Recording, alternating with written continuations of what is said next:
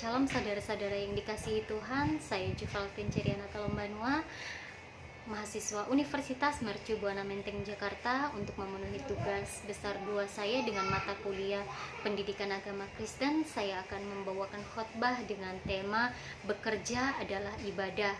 Mengapa saya memilih tema bekerja adalah ibadah? Karena setiap kita menghabiskan lebih banyak waktu untuk bekerja, dimana yang muncul di benak kita ketika bekerja adalah memperoleh penghasilan, kita berusaha untuk kita bisa membiayai kehidupan kita, pendidikan, dan bahkan menjadi dampak bagi keluarga kita.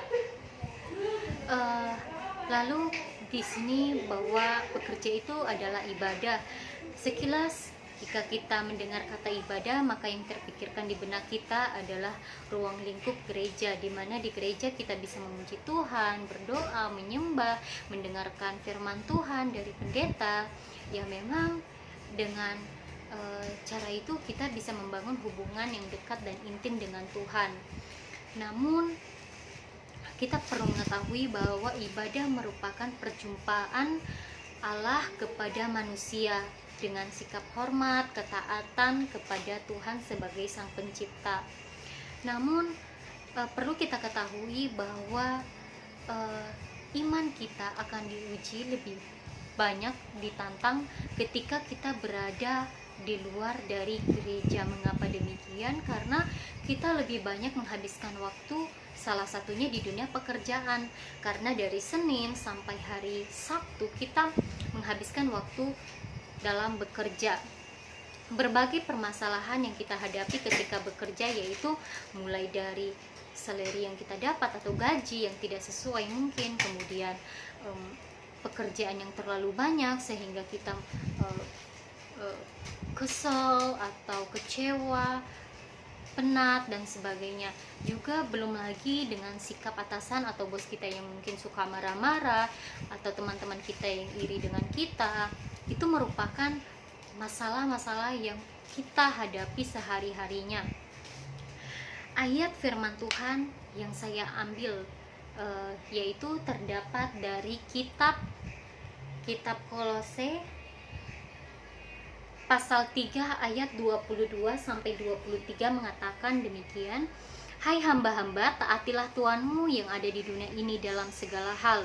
Jangan hanya di hadapan mereka saja untuk menyenangkan mereka, melainkan dengan tulus hati karena takut akan Tuhan.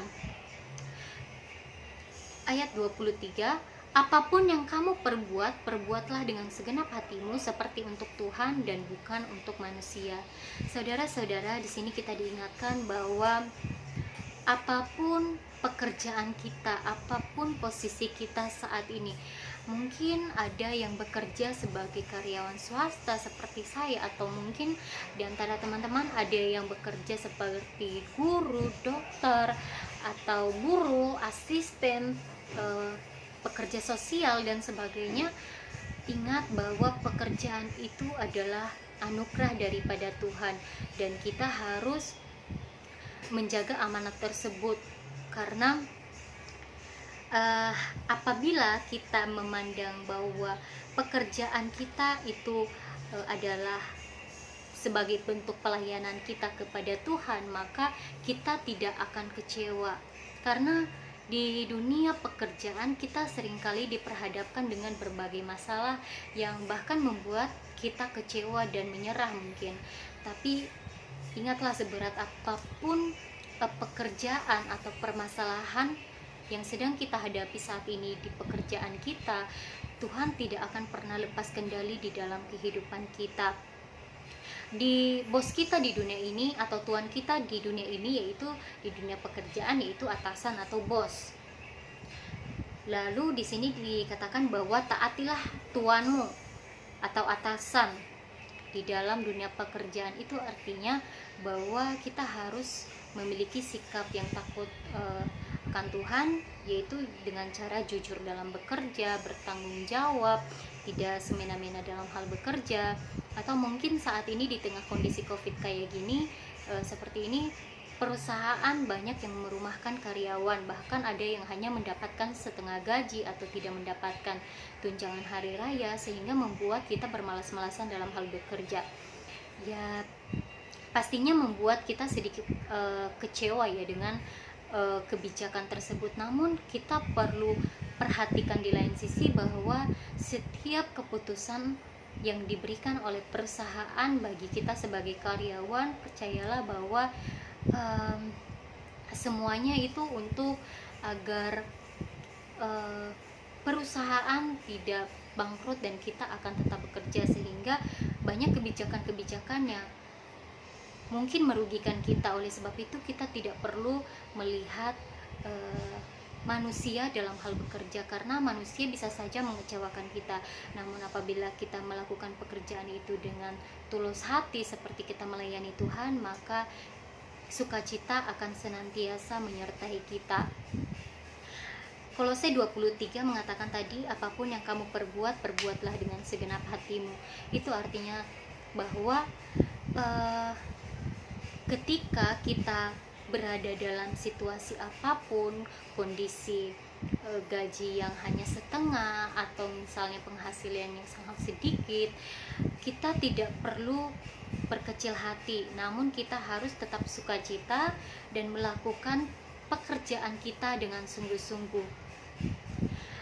Mungkin teman-teman di luar sana pernah mendengar perumpamaan tentang talenta, di mana tuannya memberikan kepada hamba-hambanya menurut kemampuan mereka masing-masing.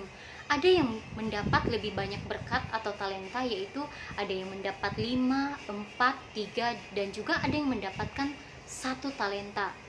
Namun yang 5 talenta, dia terus giat bekerja, jujur, rajin, sehingga dia mengembangkan talenta-talenta yang dipercayakan tuannya kepadanya, sehingga hasilnya pun talentanya berlipat ganda dan dia memperoleh banyak keuntungan. Sementara yang mendapatkan 1 talenta, dia hanya berdiam diri dan mengubur talenta yang ia miliki, sehingga yang dia dapatkan hanya tetap 1 talenta, atau dalam arti dia tidak mengembangkan talenta yang ia miliki. Nah, saudara-saudara, kita mau berada di posisi yang seperti apa? Apakah kita memilih untuk giat seperti yang mendapat 5 talenta ini, apa kita memilih untuk berdiam diri saja? Nah, oleh sebab itu di dalam Matius pasal 7 ayat 19 juga mengatakan bahwa setiap pohon yang tidak menghasilkan buah yang baik pasti ditebang dan dibuang ke dalam api. Yang mau saya sampaikan di sini bahwa di pekerjaan kita harus memiliki dampak yang baik. Dampak yang baik dalam arti kita berada di lingkungan pekerjaan tersebut, kita harus membawa kemajuan bagi perusahaan. Mungkin sebagian daripada kita memiliki jabatan atau kedudukan yang bisa kita katakan mampu mendapatkan penghasilan di luar gaji. Apapun itu pekerjaannya, saya mengingatkan kita semua untuk jujur dalam hal bekerja. Jangan memanfaatkan jabatan untuk mencari keuntungan di lain daripada gaji yang diberikan oleh perusahaan. Karena walaupun bos di dunia ini tidak mengetahui, namun bos yang di surga pasti akan mengetahui apapun yang kita perbuat. Oleh sebab itu kita harus memberikan dampak atau pengaruh positif kemajuan bagi perusahaan kita, karena kalau tidak, maka kita akan seperti ranting yang akan dibuang dan dilempar ke dalam api. Dibuang dalam arti kita akan digantikan oleh orang lain yang lebih memiliki sikap rasa jujur dan bertanggung jawab. Oleh sebab itu, kalau misalnya kita mau bermanfaat, kita mau maju, maka kita harus memperoleh dan menghasilkan buah yang baik. Amsal 6 ayat 6 sampai 9 juga mengatakan bahwa hai pemalas, pergilah kepada semut, perhatikanlah lakunya dan jadilah bijak. Biarpun tidak ada pemimpinnya, pengatur atau penguasanya, Ia menyediakan rotinya pada musim panas dan mengumpulkan makanannya pada waktu panen. Hai pemalas, berapa lama lagi engkau akan berbaring?